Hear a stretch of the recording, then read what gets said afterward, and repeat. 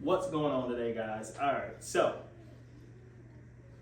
yesterday I did some recording and I'm trying to use a new mic piece as well as a camera that I had to get the quality of light as well as the sound.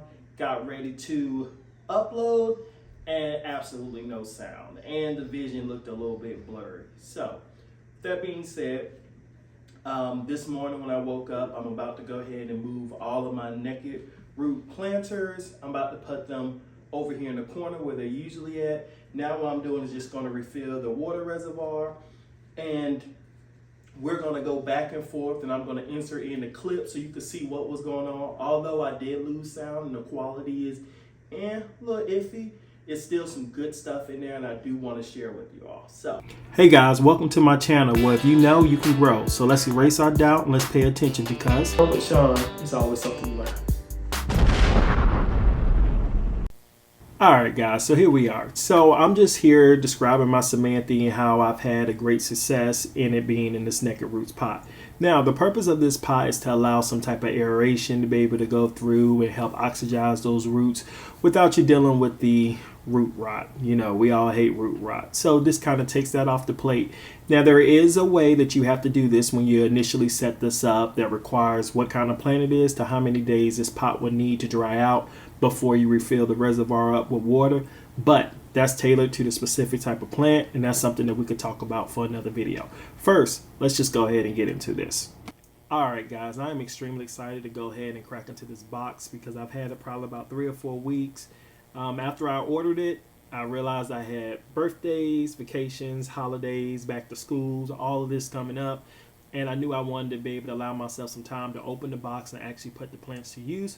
So here I am. I paid $99 for this box.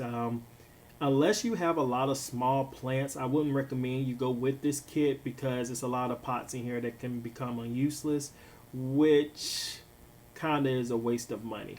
Okay. All right, and here I am. I got the white order. Now they do have a brownish orange, kind of burnt orange color one, and she also has a new line coming that's going to be clear. Had I known about that, I probably would have held off a little longer, but that's a conversation for another day, because I do have enough plans to buy more later on to be able to transition over. So as you can see right here, I'm showing you these pots right here. These are 3.4 or 3.5 inch pots, and unless you have some baby plants, you can see how these just won't work for the average person. But these right here are a little bit more common. These, because you can put your 6-inch plant inside of these. I want to say these are like 5.5 if I'm not mistaken. And I go into this box and you see me eventually pull out this piece of paper because I'm just like, you know what, I'm not going to freestyle this. This is how we're going to do. Now in this paper, it does have some recommendations on how many days a plant should go without water in between when the reservoir runs out. And all right, and just to clarify, this is a 14-piece set. I have 4 8-inch pots, 4 5-inch pots, and 6 3-inch pots. Now, the whole purpose of these planters or these pots is just to create a 360 root aeration in a deep water reservoir and a high volume wicking zone to allow your plants to be able to thrive and grow stronger than ever. Yes, I read that because I want you to know exactly what it is saying. This is me right here. You can even see me looking it up, so I know what it is to say. You know I'm going to keep it real with you. All right, they do have 4 different colors from you to choose from. The Moonlight, which is the white one that I have. They have a Peppercorn, which is gray. A Moss, which is kind of a tan. And then they have Clay, which is like that burnt orangish color. And of course, they have that new clear one coming out. That's not quite out yet, but it's coming soon. I prefer white pots just in general. It's just easier for me to be able to take pictures with. They just go good against dark wood colors. And it's just a preference, but alright, and we're going to go ahead and get into our first plant. This is the Mangella Mutant, and this is going to be our first one that we transition over to the naked pot. Alright, so I had to go get my repotting mat. I was about to repot without it, and guys, that just would have been insane.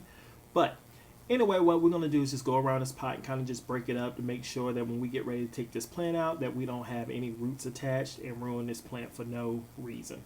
You all know with me, when I get ready to do my repots, I do not believe in watering my plants because it gets messy with the water, and on top of that, it's a little bit heavier. So I prefer for it to be light. And I will say the thing that sucked was that I couldn't just drop this plant straight into this pot. That's usually how I do a repot. Drop it in and I just build around it. But I had to break this up just a little bit because down here at the bottom you can kind of see in this pot that is two squares almost, a smaller square and then a bigger square that sits on top of it. At least that's the best I can explain it. Anyway, you want to make sure that you have soil down there at the bottom of there because that's where the roots and things are going to be able to suck up the oxygen from, and then you want to build around the rest of that nest. You'll see what I'm talking about as I drop it in. Again, I'm just breaking up these roots so I can go ahead and drop that down at the bottom so these roots have access to be able to get to the water reservoir that's at the bottom. And this is also a good time for you to take a look at your soil and just to make sure that this is what you want to work with. Yes, my soil is dry, but I do believe in this mix. However, when I get ready to put my new mix in, I have transitioned over to more dense, I would say.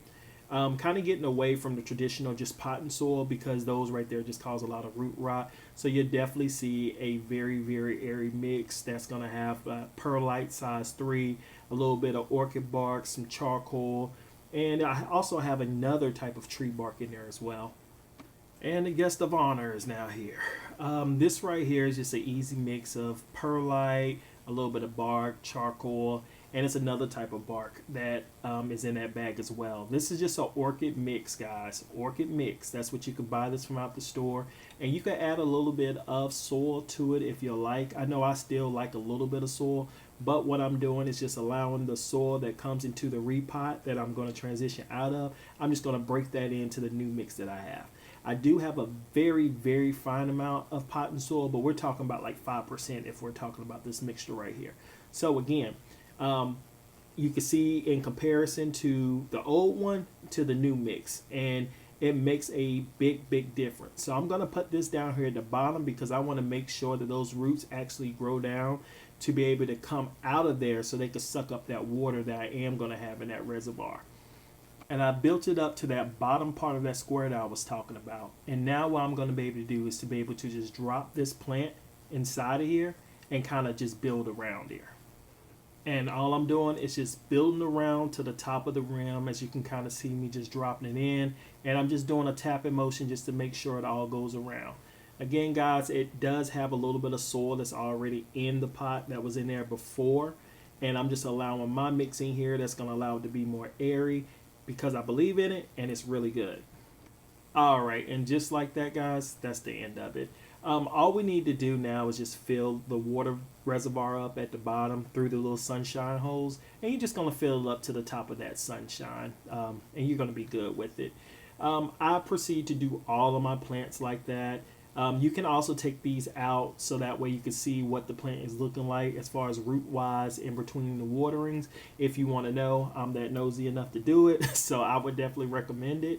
And guys, this is the way that I repotted all of my plants. Just remember, unless your plant has a disease or is just not doing well at all, there's no need to get in there and break up the complete root system because you're just more likely to stress your plant out and die that way.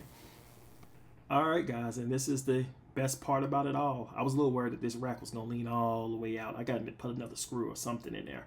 But we have all the plants already potted up, and here you see me now just kind of moving them around and getting them situated into where they're going to be at. I probably moved these plants around like 3 or 4 times, making sure that the light was able to hit the leaf just right, because I do not want this repot to be a waste, considering the fact I just transitioned almost all of my plants that are over there into these pots. So I have to do my job to make sure that I keep up with them. As I stated before, that these plants, when you put the water at the bottom of the reservoir, you're asked in the instructions to monitor the plant and to make sure that the water, after it drains out or is completely evaporated, to allow it to go anywhere between 3 to 7, maybe even 14 days before you rewater it again, because you want to go based on your plant. You know, with the pothos, they like to dry all the way out, kind of like a philodendron do. So depending on what kind of plant you're putting inside of here, that's how many days you need to go without refilling it back up. Once you get that system down, though, however, you're good to go. Yeah. So I appreciate you all taking the time to be with me, because I realize you could have been anywhere, but you decided to be here with me. So that counts for something. Hopefully you was able to learn something. Hopefully, I encourage you to buy something. But anyway, appreciate y'all being here. And remember, when you're growing with Sean, it's always something to learn. Take care.